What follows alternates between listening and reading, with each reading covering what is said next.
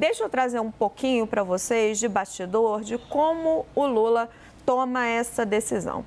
A disposição hoje do presidente Lula é de não falar neste momento, isso aí pode mudar nos próximos meses, não se encontrar pessoalmente, né? Não falar, se encontrar pessoalmente, nem com Zelensky, como ele acabou não se encontrando no Japão, por o que o Planalto alega ser um desencontro de agendas, e nem com Putin. Por isso ele decide não ir ao Fórum Econômico lá em Moscou.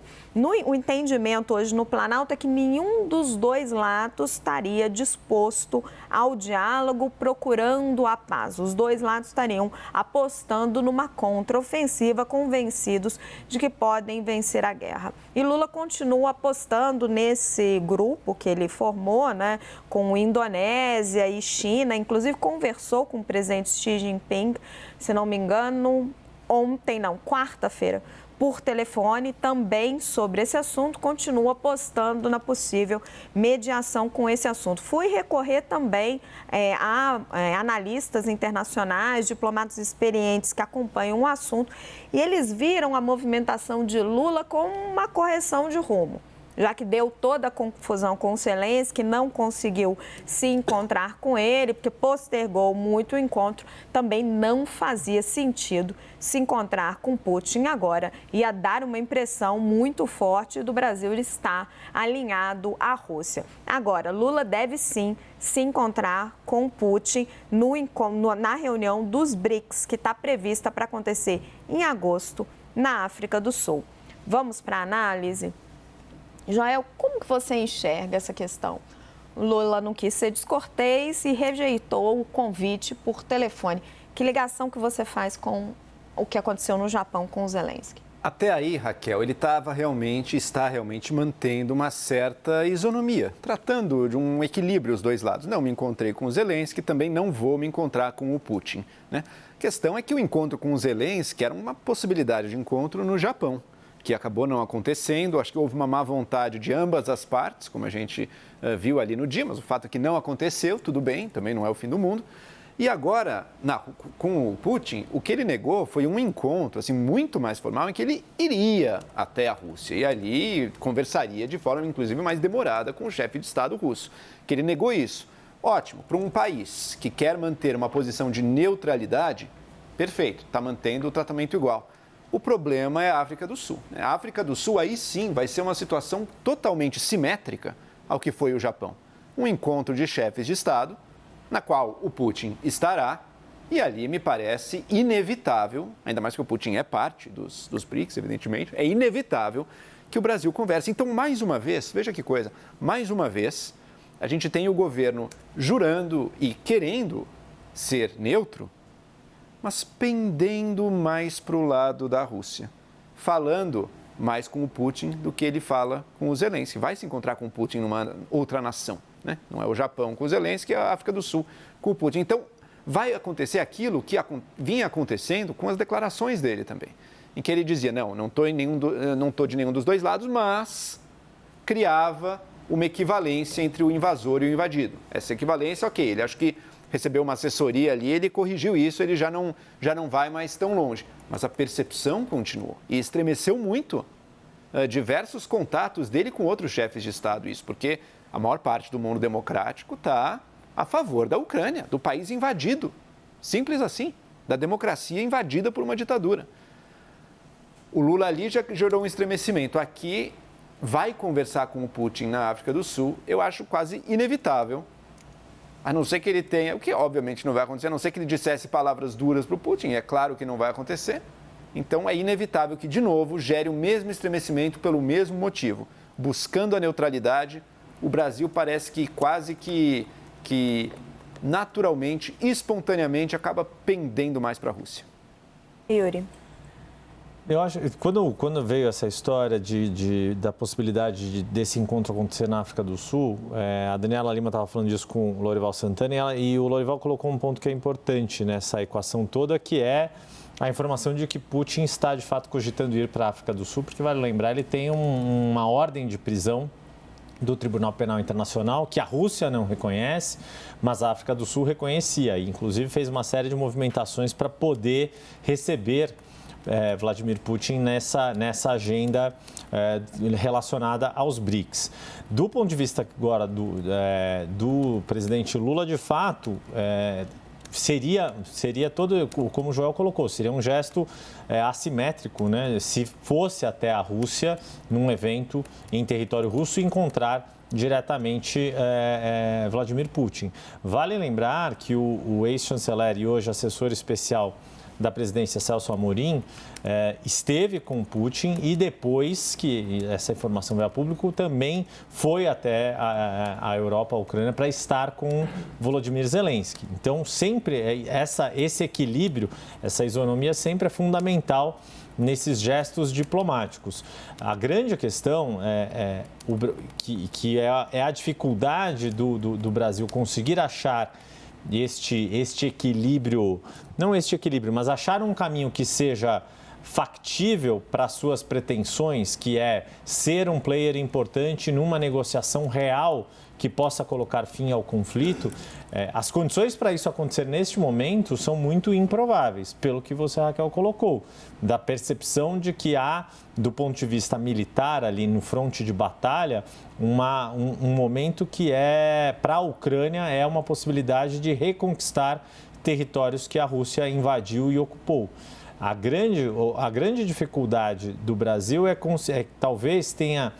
E talvez não tivesse outro caminho que não se colocar desde já desta forma. Só que é uma forma que está soando um tanto quanto voluntarista.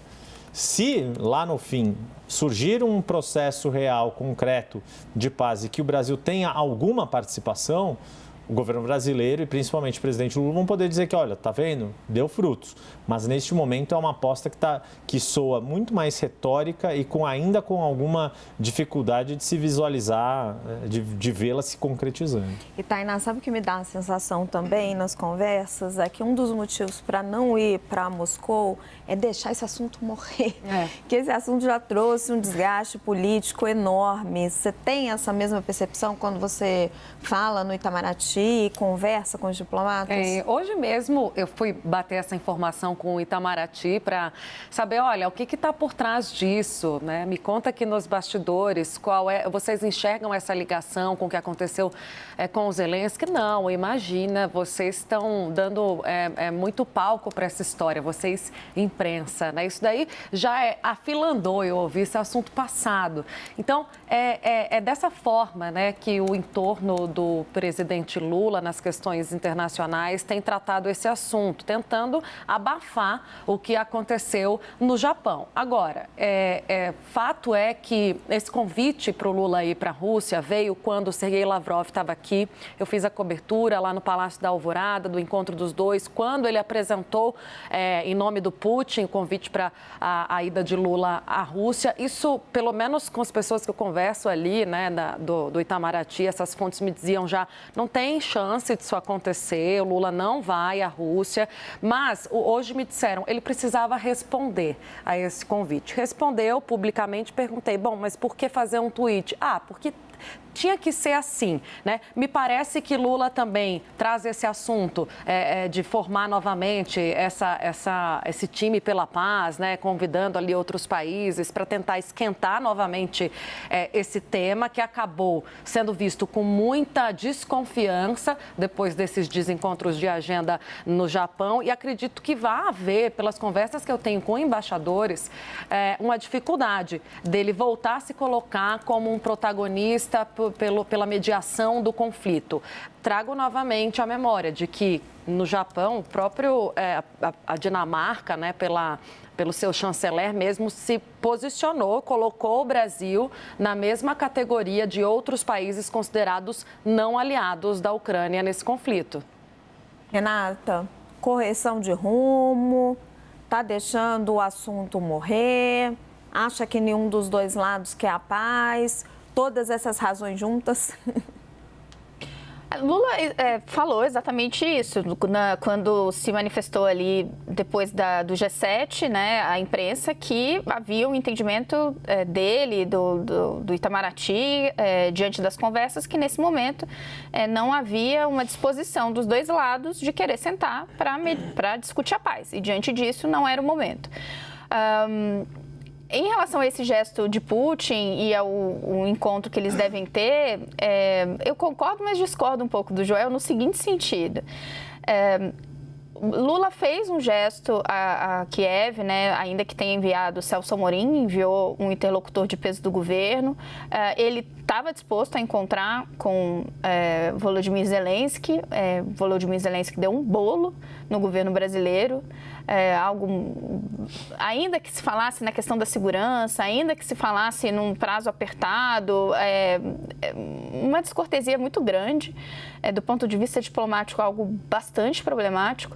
E Lula e Putin estarão juntos num evento que os países já participam, né? Porque é um bloco formado por eles. Então, esse tipo de encontro fica mais facilitado nessas circunstâncias.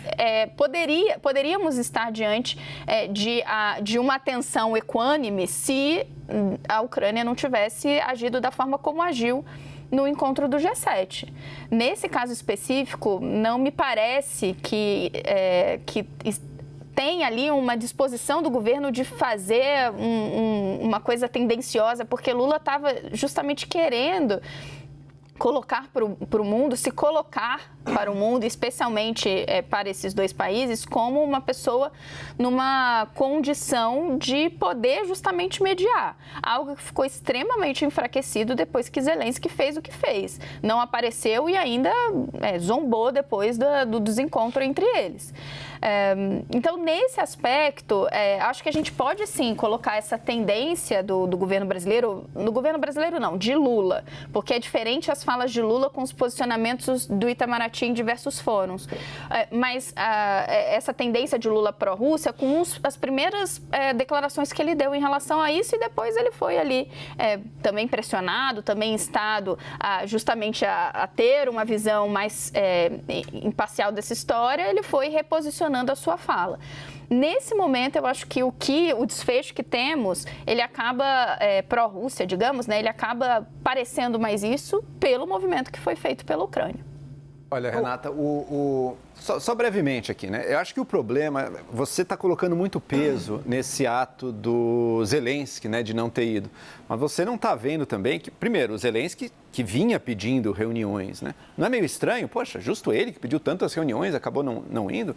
Porque o que temos também é que o Brasil fez o que dava para ter um horário ali que dificultasse para a presença ucraniana, né? Para a presença do Zelensky. Demorou para responder, daí depois sugeriu e fez certo, concordo. O Zelensky deveria sim ter respondido. O Lula fez, digamos, a parte dele, mas fez a parte dele da maneira que minimizava a chance desse encontro acontecer, um encontro que ele vinha evitando, né? A gente sabe, o Lavrov veio para o Brasil. O Celso Amorim tem muito mais contato com a Rússia do que com a Ucrânia, infelizmente. É uma situação que, de novo, eu acho que vale para o discurso e vale também para os encontros. O Brasil tem buscado uma neutralidade pura, mas essa neutralidade, até por ação politicamente astuta da própria Rússia, acaba pendendo para a Rússia. Mas eu acho que tem um ponto também, Joel, que é importante a gente ressaltar, das declarações do presidente Lula. Embora ele venha atenuando e tenha reconhecido a integralidade territorial da Ucrânia, o direito dela se defender, ele deu, sim, declarações muito fortes, muito complicadas, né? Quando ele disse que a Ucrânia talvez precisasse ceder a Crimeia, quando ele disse que quando não quer, dois não brigam, quando ele colocou em questão, né, fez uma equivalência entre o país invasor e o país invadido. Eu acho que tudo isso pesa muito.